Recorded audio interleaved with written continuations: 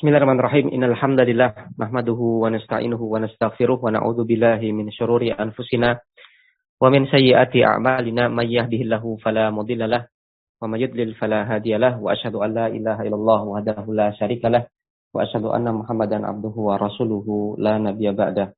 Allahumma shalli wa sallim wa barik ala nabiyyina Muhammadin wa ala alihi wa sahbihi wa man tabi'ahum bi ihsanin ila yaumiddin amma ba'd. Hari ini kita lanjutkan tentang dhanna wa akhwatuha. Masih membahas tentang fi'il-fi'il yang termasuk dalam kategori dhanna dan juga saudari-saudarinya yang mereka mengakibatkan mubtada' dan khobar menjadi mansub sebagai maf'ul bih yang pertama dan maf'ul bih yang kedua. Di pertemuan yang lewat telah kita baca hingga kata ta'allam. Ya, kita baca di halaman 234. Musarraf mengatakan wa amma ta'allam di makna i'lam. Adapun untuk kata ta'allam di makna i'lam yang bermakna i'lam, ketahuilah. Fal kathiru fiha an tata'adda ila anna al-mu'akkidati wa ma'mulaiha. Fal kathiru fiha, maka kebanyakan untuk kasus ta'allam yang bermakna i'lam, anta ta'adda, dia memuta'addikan maf'ul bi dalam bentuk anna al-mu'akkidah, ya, anna yang dia fungsinya adalah untuk mentaukid kalimat, wa ma'mulaiha, dan kedua ma'mulnya, yaitu isim anna dan khobar anna. Dengan bahasa lain, kata ta'allam yang bermakna i'lam itu biasanya memunculkan maf'ul bi berupa susunan anna, isim anna, dan khobar anna. Yang mana susunan anna, isim anna, dan khobar anna ini kemudian dianggap sadda masadda maf'ulai ta'allam. Menggantikan dua maf'ul bi yang harusnya muncul untuk kata ta'allam yang maknanya i'lam.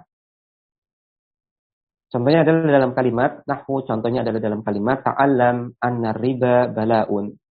Ta'allam, ketahuilah, anna riba, sesungguhnya riba, bala'un, itu adalah musibah. Kita lihat footnote nomor 1. I'rab dari contoh kalimat ini, kata ta'allam di sini adalah fi'lu amrin nasikhun yansibu maf'ulaini. Dia merupakan fi'il amr dan dia adalah nawasikh, yaitu penasakh hukum mubtada' khobar. Yansibu maf'ulaini, dia menasabkan dua maf'ul bi. Wal fa'ilu, adapun fa'il untuk kata ta'allam tersebut adalah anta, yaitu dhamir mustatir takdiruhu anta. Wa anna wasmuha wa khabaruha fi ta'wili masdarin sadda masadda maf'ulai ta'allam. Adapun untuk susunan anna, isim, dan khabarnya, mereka adalah susunan masdar muawwal, sadda masadda, menggantikan ataupun mengcover maf'ulai, kedua maf'ul bih yang harusnya muncul untuk kata ta'allam. Wa hadhihi qa'idatun fi hadzal babi, maka ini adalah kaidah dalam bab ini, annal fi'la an-nasikha, yaitu fi'il penasakh, idza dakhala ala anna wa ma'mulaiha, apabila dia masuk pada anna dan kedua ma'mulnya, yaitu isim anna dan khabar anna, au ala an ma'al fi'li wa marfu'ihi, atau dia masuk pada an beserta fi'il dan isim marfu yang dihasilkan oleh fi'il tersebut, fa innal masdara al muawwala yasuddu masadal maf'ulaini wa yughni anhuma. Maka masdar muawwal tersebut, yaitu masdar muawwal yang terdiri dari anna, isim, dan khabarnya, atau masdar muawwal yang terdiri dari an dan fi'ilnya beserta fa'ilnya atau isim marfu yang merupakan efek dari adanya fi'il yang terletak setelah kata an tersebut, maka kedua bentuk susunan masdar muawwal tersebut dianggap yasuddu masadda maf'ulain, ya, mengcover dua maf'ul bi yang harusnya muncul untuk kata ta'allam ataupun kata-kata yang lain dalam bab ini. Wa yughni anhuma, dan ini menggantikan anhuma, kedua maf'ul bih tersebut. Namun wa yustafna min dzalika af'alut tahwili, namun dikecualikan dari kaidah tersebut untuk af'alut tahwil, yaitu fi'il-fi'il yang menunjukkan makna berubah. Fala tadkhulu ala anna au ala an. Maka ahwal af'alu tahwil, maka dia tidak bisa masuk pada anna isim dan khobar, dan juga tidak bisa masuk pada an dan fi'il. Artinya setelahnya itu tidak mungkin masdar mu'awwal anna isim dan khobarnya, ataupun masdar mu'awwal yang berupa an dan fi'ilnya. Kembali ke atas. Watakunu anna wasmuha wa khobaruha bita'wili masdarin masadda maf'ulai ta'alam. Maka menjadilah anna isim dan khobarnya, mereka merupakan susunan masdar mu'awwal, sadda masadda maf'ulai ta'alam, mengcover ataupun bahasa mudahnya menggantikan kedua maf'ul bi yang harusnya muncul untuk kata ta'ala. Wa minhu, dan di antara contoh yang lain adalah qaulu Zuhair bin Abi Salma, perkataan Zuhair bin Abu Salma. Fakultu, maka aku katakan, ta'alam ay i'lam, ketahuilah, anna lisfaidi ghirratan, sesungguhnya binatang buruan itu memiliki ghirrah, waktu ketika mereka lengah. Wa illa tadhi'uha, atau wa illa tudayyi'uha, jika engkau tidak menyia-nyiakan kesempatan tersebut, fa innaka qatiluhu, maka sesungguhnya engkau bisa membunuh binatang buruan tersebut. Ya, maka syahidnya adalah pada ta'allam anna lisaidi ghirratan. Ta'allam di sini adalah ta'allam yang bermakna i'lam, kemudian susunan anna isim dan khobarnya itu anna lisaidi ghirratan. Ini satu kesatuannya adalah sadda masadda maf'ulai ta'ala. Nah, di mana di sini lisaidi itu adalah khobar anna muqaddam, kemudian kata ghirratan adalah isim anna muakhar. Kita lihat footnote nomor 2. Makna bait syair ini adalah i'lam wa tayaqqan, ketahuilah dan yakinlah, anna lisaidi, bahwasanya lisaidi awqatan yahda'u fiha wa yastarihu, bahwasanya binatang buruan itu punya waktu-waktu yang dia ini yahda'u fiha, dia tenang di waktu tersebut, wa yastarihu, dan dia istirahat di waktu tersebut sehingga dia lengah. Fa idan tahasta hadhil fursata, maka apabila intahasta, engkau bisa memanfaatkan peluang, memanfaatkan hadhil fursata, peluang ini ataupun momen ini, fa innaka qatiluhu la mahalata, maka sesungguhnya engkau bisa membunuhnya la mahalata, pasti. La mahalata terjemah bebasnya pasti. Nah, tidak mustahil. Wa qauluhu, adapun perkataan penyair, wa illa tudayyi'uha, maka di sini pada kata illa, ya, illa di sini aslinya adalah inla. Nah, terdiri dari kata in, kemudian huruf nafi la, maka ada nun sukun ketemu lam, maka kemudian diidghamkan. Maka illa tudayyi'uha maksudnya adalah apabila engkau tidak menyia-nyiakannya. Nah, bukan illa yang artinya kecuali. Maka fihi, ya, di dalam kata illa pada illa tudayyi'uha, idghamu adati syarti bila an-nafiyati. Ada kasus mengidghamkan alat syarat dengan la nafiyah. Ya, karena aslinya adalah in la. Kemudian diidghamkan, dilebur jadi satu menjadi illa. Wa anna wasmuha ghirratan wa khobaruha lisaidi. Kemudian susunan anna dan isimnya yaitu kata ghirratan, dan khobarnya yaitu kata lisaidi, fi ta'wili masdarin, ya, mereka adalah susunan masdar muawwal, sadda masadda maf'ulai ta'ala, menggantikan dua maf'ul bi yang harusnya muncul untuk kata ta'ala. Ya, maka ringkasnya di sini susunan masdar muawwalnya dianggap sebagai maf'ul bihnya, ya, pengganti dari dua maf'ul bih untuk ta'ala. Kemudian kembali ke atas. Wa yaqilu an yansiba maf'ulaini kullun minhuma ismun mufradun. Wa yaqilu, dan jarang terjadi ataupun sedikit terjadi kata ta'alam yansiba maf'ulain, menasabkan dua maf'ul bi, Dan kullun minhuma, kedua maf'ul bih tersebut, ismun mufradun, berupa isim mufrad. Yang maksudnya adalah berupa satuan kata. Kedua-duanya berupa satuan kata. Jadi ada kasus namun jarang.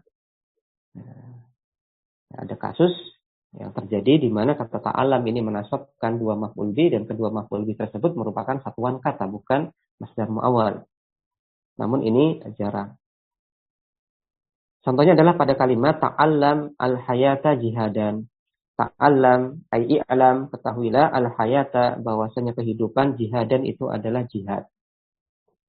Nah, maka ta'allam di sini adalah fi'il amr.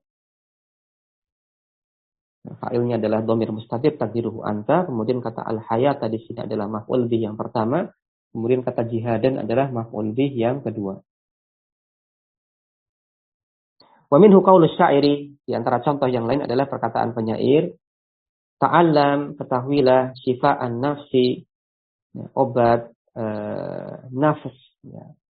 Hawa nafsu adalah qahra aduwiha, maka menundukkan atau menguasai musuhnya. Fabaligh bilutfin fitahayyuli wal makri, maka bersungguh-sungguhlah bilutfin, dengan lembut, fitahayyul, untuk melakukan tipu daya, wal makri, dan melakukan makar. Nah, sehingga hawa nafsu bisa ditundukkan. Ya, maka yang jadi syahid di sini adalah ta'allam sifa'an nafsi qahra aduwiha. Nah, di mana kata sifa'a di sini adalah maf'ul bih yang pertama, kemudian kata qahra itu adalah maf'ul bih yang kedua, dan kedua-duanya berupa satuan kata. Meskipun di sini mungkin diidhofahkan ke kata yang lain, yaitu kata an-nafsi dan kata aduwiha.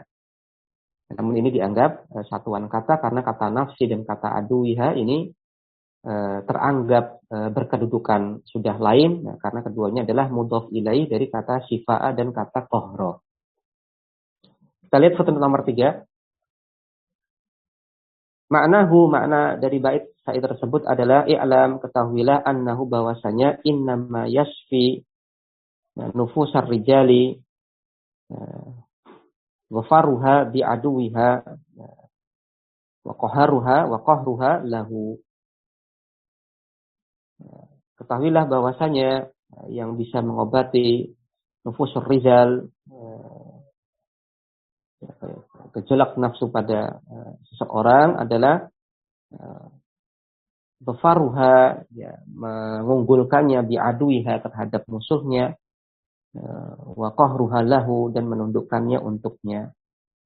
Fa'alaika an tabdula juhdaka, maka engkau harus mencurahkan kesungguhanmu, fi akhdhil asya' bil hailah, untuk menundukkan sesuatu, bil hailati, dengan melakukan tipu daya, waddahai, dan menggunakan kecerdikanmu, birifkin walinin, dengan lembut dan lembut, dengan lembut. Ya, intinya di sini adalah untuk menundukkan sesuatu kadang-kadang harus pakai tipu daya, bersikap lemah lembut, kemudian baru kita kalahkan sesuatu tersebut. Kembali ke atas, berkaitan tentang kata yang berikutnya, yaitu kata daro. Wa amma daro, adapun untuk kata daro, kata berikutnya adalah kata daro. Fal aktsaru fihi, maka seringnya untuk kasus daro adalah an yata'adda li wahidin bil ba'i. Dia memutaadikan satu maf'ul bih, di mana maf'ul bihnya ini didahului oleh huruf jarba. Nah, seringnya dia memutaadikan satu maf'ul bih, dan maf'ul bihnya ini didahului oleh huruf jarba, diperantarai oleh huruf jarba. Contohnya adalah taqulu, misalkan engkau katakan, daraitu bisafarika, daraitu, saya mengetahui, ya, bisafarika, ya, safarmu. Saya mengetahui kepergianmu atau safarmu. Maka daraitu di sini adalah fi'il dan fa'il, kemudian bisafarika, ba-nya huruf jar, kemudian safarika majrur. Karena huruf jar ba, kemudian dhamir kaf pada safarika itu mudhof ilaih dari kata safar. Dan satu kesatuannya bisafarika ini teranggap sebagai maf'ul bih dari kata daraitu. Fa in dakhalat alaihi al-hamzatu ta'adda biha liwahidin walisanin bil ba'i. Ya. Wa in dakhalat alaihi hamzah, apabila masuk padanya hamzah. Ya, jadi kata daro kemudian ditambahkan huruf zaidah hamzah menjadi adra. Itu maksud di sini. Ya, jadi apabila kata daronya di sini jadikan wazan af'ala ditambahkan hamzah zaidah maka menjadi adra. Ya. Maka ta'ada biha liwahidin, maka dia akan menghasilkan dengan adanya hamzah zaidah tadi liwahidin satu maf'ul bih. Walisanin kemudian maf'ul bih yang kedua adalah bilba'i, didahului dengan huruf jarba. Ya, intinya di sini apabila ada tambahan hamzah menjadi kata adra, maka dia memunculkan dua maf'ul bih. Maf'ul bih yang pertama itu maf'ul bih yang normal tanpa didahului oleh huruf jar apapun, sedangkan maf'ul bih yang kedua adalah maf'ul bih yang didahului oleh huruf jar. Jadi ini adalah maksud dari kalimat yang disampaikan oleh pensyarah di sini, fa in dakhalat alaihi hamzah. Maka hamzah yang di sini ada hamzah huruf zaidah, bukan hamzah huruf istifham. Ya kama fi qaulihi ta'ala, sebagaimana dalam firman Allah Subhanahu wa taala, qul katakanlah lausya Allah, seandainya Allah Subhanahu wa taala berkehendak, ma talautuhu alaikum, ya aku tidak akan membacakannya kepada kalian, wala adrakum bihi, dan aku tidak akan memberitahukan kalian tentangnya. Yang jadi syahid adalah pada wala adrakum bihi. Di sini ada kata adra, kemudian muncul maf'ul bih yang pertama yaitu dhamir mukhatabun yaitu kum. Kemudian maf'ul bih keduanya adalah berupa susunan jar majrur yaitu bihi. Sebagaimana perkataan pensyarah, fadhamirul mukhatabi maf'ulun awwalun. Maka dhamir mukhatab yaitu dhamir kum di sini dia adalah maf'ul bih yang pertama. Wal jaru wal majruru maf'ulun tsanin, kemudian susunan jar majrur yaitu bihi teranggap sebagai maf'ul bih yang kedua. Ya, wala adrakum bihi, dan aku tidak akan memberitahukan kalian bihi tentangnya. Maka kumnya di sini adalah maf'ul yang pertama, kemudian bihi maf'ul bih yang kedua. Nah, artinya apa? Artinya dari dua kasus yang tadi disampaikan oleh pensyarah, dia sampaikan bahwasanya untuk kata daro, maka dia menghasilkan maf'ul bih, seringnya dia menghasilkan maf'ul bih dengan perantaraan huruf jarba. Jadi beliau sampaikan seringnya untuk kata daro, dia menghasilkan satu maf'ul bih dengan perantaraan huruf jarba. Kemudian ada pula kasus di mana apabila dijadikan kata adro, ya daro menjadi adro, maka dia memunculkan dua maf'ul bih, di mana maf'ul bih yang pertama adalah maf'ul bih yang normal, kemudian maf'ul bih yang kedua adalah diperantarai dengan huruf jarba. Maka kedua penjelasan ini menunjukkan bahwasanya kasus seringnya maf'ul bih yang muncul untuk kata daro itu adalah maf'ul bih yang diperantarai oleh huruf jar. Biwasitoh harfil jar, dengan menggunakan huruf jar. Kemudian pensyarah mengatakan waqad yansibu daro maf'ulaini binafsihi. Nah, ini kasus baru.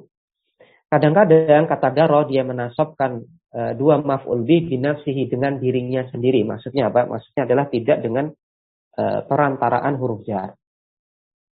Dia menasabkan dua maf'ul bih secara langsung tanpa perantaraan, tanpa menggunakan huruf jar. Walakinnahu qalilun, akan tetapi ini adalah sedikit. Kasus ini jarang. Contohnya adalah dalam kalimat daraitu samaratal ilmi al-amala.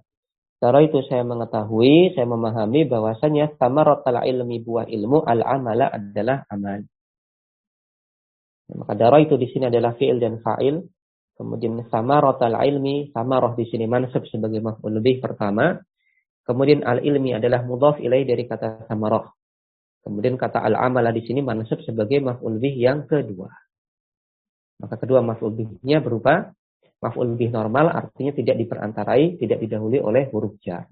Namun sekali lagi ini kasus yang jarang. Wa minhu qaulus syair, di antara contoh yang lain untuk kasus ini, Nah, di mana kata daronya itu langsung menasabkan dua maf'ul bih tanpa perantaraan huruf jar adalah perkataan penyair, durita al-wafiya al-ahda ya urfa, ya urwa. Durita, ya, engkau telah dikenal, ya, engkau telah diketahui, al-wafiya al-ahda sebagai orang yang senantiasa al-wafiya al-ahda menepati janji. Ya urwa, wahai urwah. Urwah di sini maksudnya nama orang, urwah. Ya, tak marbutohnya dihilangkan, disingkat, diringkas di sini. Fahutabit, maka merasa senanglah, merasa gembiralah. Fa inna ikhtibaton bil wafa'i hamidu. Ya, karena sesungguhnya ikhtibaton merasa senang, bil wafa karena telah menunaikan janji, hamidu itu adalah rasa senang yang terpuji. Ya, merasa bangga karena telah menunaikan janji, maka itu adalah kebanggaan, rasa senang yang terpuji. Maka yang jadi syahid di sini adalah pada durita al-wafiyah. Ya, durita al-wafiyah. Namun yang perlu dipahami di sini adalah kata daronya di sini dibentuk majhul. Nah, tadi kita sampaikan bahwasanya pembahasan ini adalah di mana kata daronya dia menasabkan dua maf'ul bih langsung. Nah, ada maf'ul bih pertama, ada maf'ul bih yang kedua. Adapun di sini syahid yang diberikan di sini adalah ketika kata daronya itu dibentuk majhul. Nah, dan kita ingat bahwasanya apabila ada fiil yang dia membutuhkan dua maf'ul bih, kemudian dimajhulkan, dipasifkan, maka maf'ul bih yang pertama itu adalah menjadi naibul fa'il, kemudian maf'ul bih yang kedua tetap mansub sebagai maf'ul bih. Dengan kata lain, naibul fa'il untuk kasus ini sebenarnya dia adalah maf'ul bih ketika fiilnya maklum. Maka pada durita al-wafiyah, durita engkau dikenal al-wafiyah al-ahda sebagai orang yang senantiasa menunaikan janji. Maka durita tanya di sini adalah naibul fa'il. Kemudian kata al-wafiyah di sini adalah mansub sebagai maf'ul bih, lebih tepatnya maf'ul bih yang kedua. Dan berdasarkan yang kita telah pelajari, naibul fa'il untuk kasus ini sebenarnya dia adalah maf'ul bih pertama ketika fiilnya maklum. Maka boleh kita katakan bahwasanya kata durita di sini adalah maf'ul bih yang pertama sebenarnya. Kemudian maf'ul bih yang keduanya adalah kata al-wafiyah. Sebagaimana nanti akan disampaikan oleh pensyarah di halaman berikutnya. Ya, kita lihat footnote nomor 4. Makna bait syair ini adalah taikinun nasi, orang-orang itu meyakini, wa alimu dan mereka mengetahui, ya urwatu wahai urwah, annaka tafi bil ahdi, bahwasanya engkau tafi bil ahdi senantiasa menunaikan janji, senantiasa menepati janji. Fakhtabit, maka berbahagialah, berbanggalah, bihadihil khoslati dengan sifat, bihadihil khoslatil karimati dengan sifat yang mulia ini. Fa innal ikhtibata bimithli hadhihi sifati amrun mahmudun. Karena sesungguhnya merasa berbahagia, merasa berbangga dengan memiliki dengan semisal sifat ini, dengan memiliki semisal sifat ini, amrun mahmudun adalah sesuatu yang terpuji. Ya, kembali ke atas.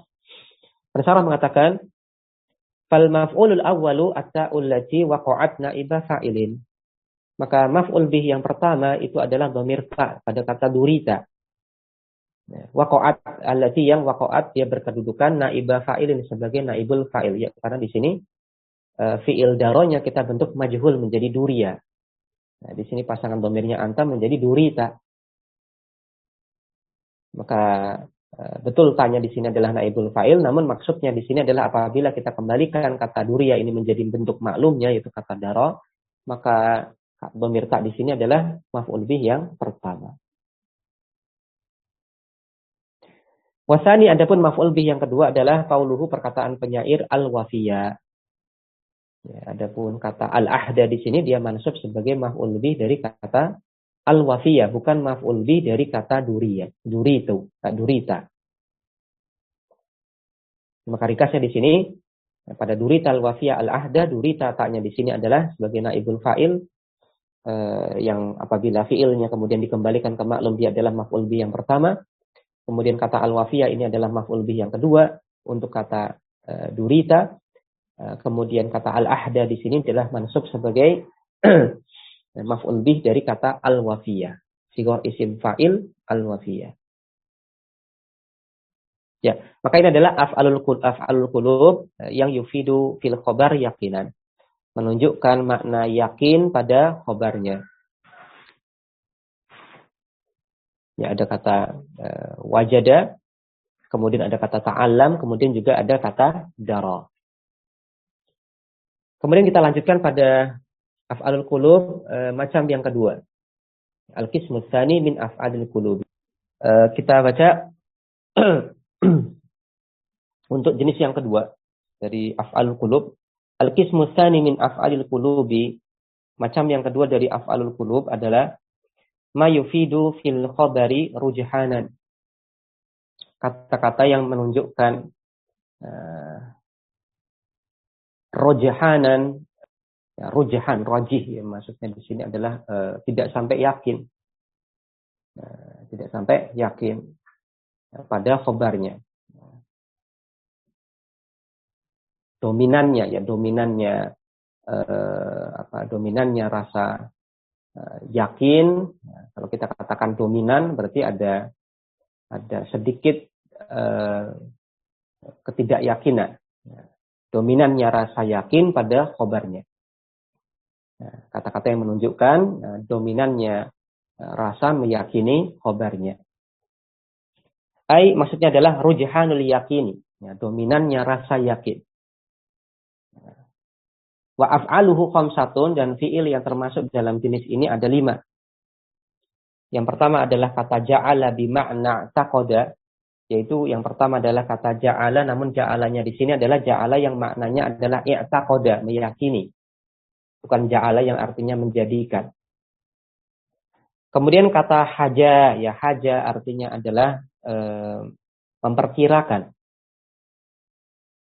Jadi memperkirakan artinya apa? Memperkirakan berarti melakukan analisis terhadap sesuatu kondisi, kemudian dia simpulkan, dan kesimpulannya ini adalah rujhan, ya, dominan yang dia yakini, meskipun ya ada sedikit prosentase dia ada ketidakyakinannya, tapi dominannya yakin berdasarkan data-data yang ada. Kemudian kata ada, ya ada artinya adalah menganggap atau menilai. Kemudian hab, ya hab di sini adalah hab yang artinya menganggap. Kemudian za'ama. Famisalu ja'ala, contoh untuk kata ja'ala adalah ja'altul ilaja nafi'an. Ja'altu, saya meyakini al-ilaja, bahwasanya al-ilaj, pengobatan, nafi'an, itu adalah sesuatu hal yang memberikan manfaat. Maka ja'altu ini adalah fi'il dan fa'il, kemudian kata al-ilaja ini maf'ul bih yang pertama, kemudian nafi'an adalah maf'ul bih yang kedua. Dan makna ja'altu di sini yaitu i'taqadtu, saya meyakini.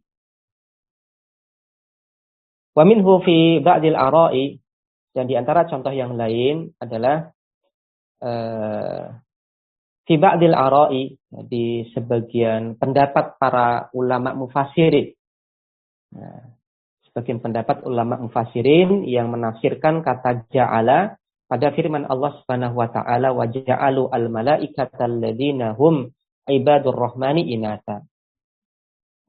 Wa ja'alu, ya, sebagian ulama mufassirin menafsirkan ja'alu di sini artinya adalah ya'taqadu, mereka meyakini, yaitu orang-orang musyrik meyakini bahwasanya para malaikat yang mereka ini adalah hamba-hamba Ar-Rahman, mereka yakini sebagai perempuan. Malaikat itu perempuan. Apa yang dimaksud dengan ja'alu di sini? Yaitu i'taqadu, mereka meyakini. Wa misalu haja, kemudian contoh untuk kata haja dalam kalimat hajautul jawwa baridan. Ya, hajautu, saya perkirakan, al-jawwa, bahwasanya cuaca ataupun udara, baridan itu dingin. Maka al-jawwa di sini adalah maf'ul bih yang pertama, baridan adalah maf'ul bih yang kedua. Ya, mungkin demikian yang bisa kita baca pada kesempatan pagi hari ini. Insyaallah taala kita lanjutkan di pertemuan berikutnya. Untuk contoh-contoh berikutnya, wassallallahu ala nabiyina Muhammadin wa ala alihi wa sahbihi wasallam. Subhanakallahumma wa bihamdik asyhadu an la ilaha illa ant astaghfiruka wa atubu ilaik. Wassalamualaikum warahmatullahi wabarakatuh.